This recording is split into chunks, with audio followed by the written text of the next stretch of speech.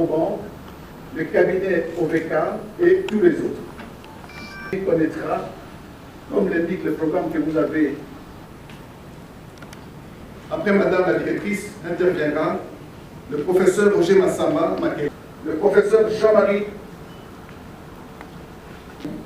bâtonnier du barreau de Kinshasa-Gombe. Après le agrégé de faculté de droit, professeur titulaire de son Excellence, Madame la ministre d'État.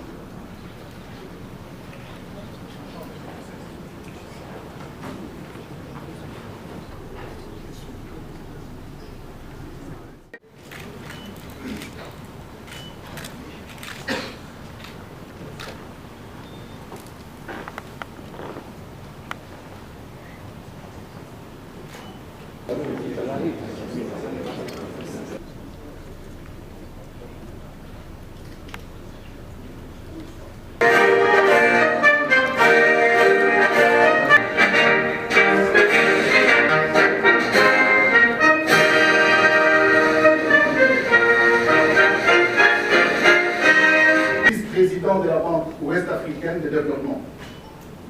Monsieur le représentant du gouverneur de la Banque, signalé en guise de cadeau d'anniversaire l'adoption de l'école régionale supérieure de la magistrature qui est à l'initiative de l'OADA.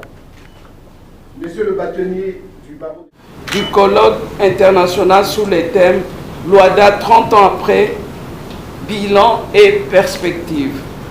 C'est une opportunité pour moi de rendre un hommage vibrant à son Excellence Félix Antoine Tshisekedi Tshilombo, président de la République démocratique du Congo, chef de l'État et président de la conférence des chefs d'État et de gouvernement de l'OADA, car sans son soutien indéfectible, mon pays n'aurait pu conduire l'OADA et enregistrer les avancées réalisées pendant sa mandature. Permettez-moi de rappeler à ce sujet qu'en l'espace de 10 mois à peine, la RDC a convoqué et abrité 3 importantes sessions du Conseil des ministres de notre organisation communautaire. Ce rythme tout à fait inhabituel a nécessité d'énormes sacrifices pour y parvenir.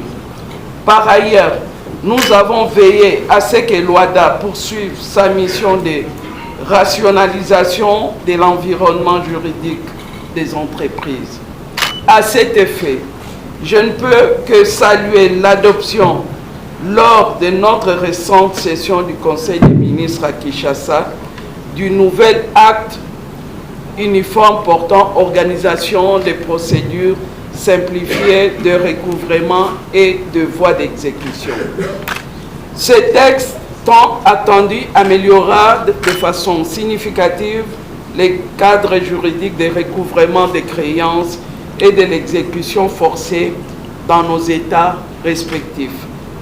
Il est aussi important de souligner l'approbation des nouveaux règlements intérieurs en matière d'arbitrage adoptés par la Cour commune de justice et d'arbitrage. Ces derniers textes ouvrent la voie à un véritable renouveau dans l'administration du système arbitral de notre Cour commune. Je ne passerai pas sous silence la nomination du nouveau directeur général des ressources humaines. Mesdames et messieurs, les avancées énumérées supra montrent combien l'OADA se place en ordre de marche qui souffre sur sa 30e bougie depuis son existence. Les pas décisifs. Wonia du barreau près la cour d'appel de Kinshasa-Gombe, expert à la commission nationale OADA. Maître, 30 ans, ça se fête. Quels sont les objectifs? Voilà, nous sommes ici, comme vous l'avez dit, en pleine festivité. c'est l'anniversaire des 30 ans de l'OHADA. Autant qu'une personne physique peut fêter son anniversaire, la personne morale aussi, l'OHADA, qui a toute sa personnalité juridique, fête ses 30 ans ici à Kinshasa du 18 au 20 octobre 2023. L'anniversaire, disons-le, n'est pas simplement une occasion où on se mettra ensemble pour manger et boire, où on se lancerait dans les orgies, toute forme d'orgie, mais c'est aussi pour nous scientifiques une occasion où on se met pour réfléchir sur le fonctionnement de l'OHADA à travers le passé, fixer les bases dans le présent pour mieux se lancer dans l'avenir. C'est ainsi que nous avons réuni ici à Kinshasa pour la première fois un colloque de 30 ans pour l'OHADA.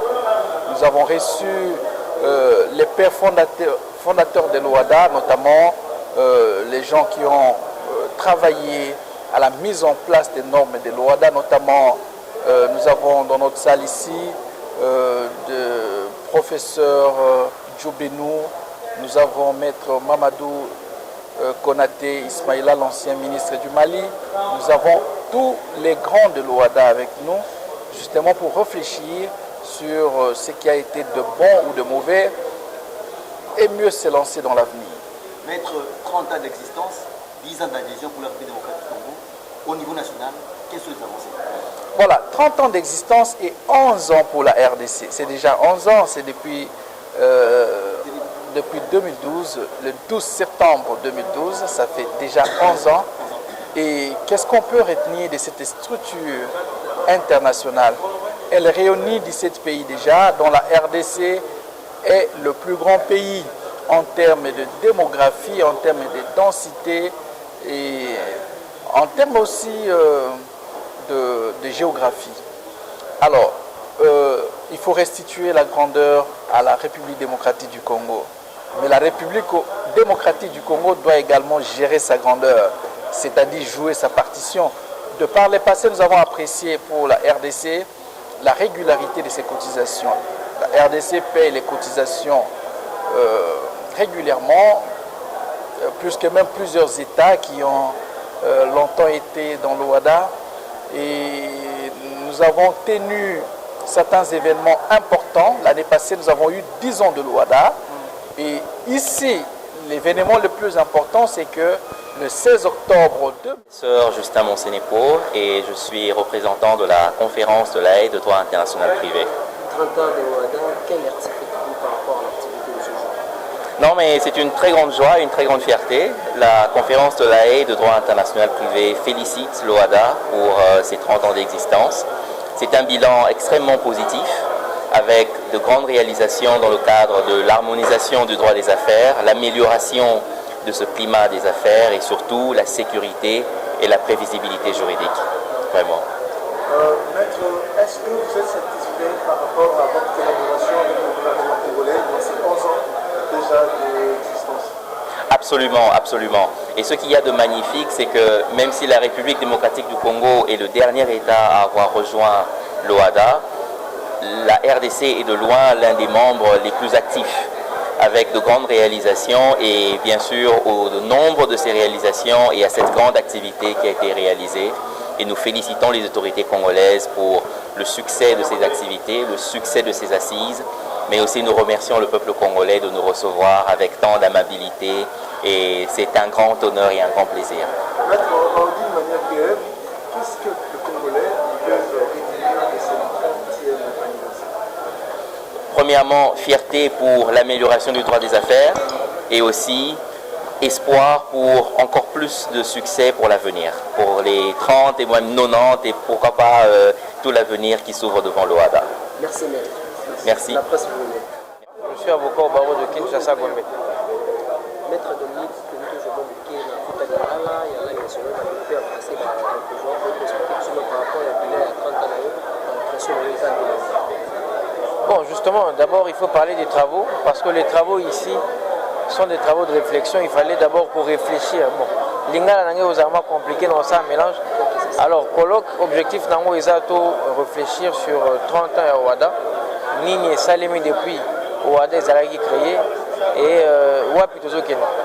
Donc c'est un peu ça, c'est à ça que tournent les travaux de ces jours. Donc les travaux se passent bien jusque-là, c'est la première journée où on est en train de poursuivre les travaux. Les travaux, c'est tenu aujourd'hui dans un contexte juridique, dans le souci de renforcer les liens entre les États. Qu'est-ce qu'on peut retenir ou carrément, quelles sont les perspectives pour cette année? Non, mais déjà il faut préciser, l'objectif ce n'est pas de renforcer les liens entre les États. C'est vrai que l'organisation permet de dresser un droit communautaire qui régit tous les États, mais les travaux d'aujourd'hui consistent à faire un point, un bilan sur les 30 années de l'OHADA et aussi les perspectives d'avenir. Comment on voit l'organisation dans les années prochaines, comment on voit l'organisation dans les années à venir, qu'est-ce qui doit être fait, qu'est-ce qui doit être modifié, les institutions, est-ce qu'elles fonctionnent comme il se doit. Donc c'est autour de ça que nous réfléchissons aujourd'hui. J'ai un peu de pour retirer peut-être 10 ans.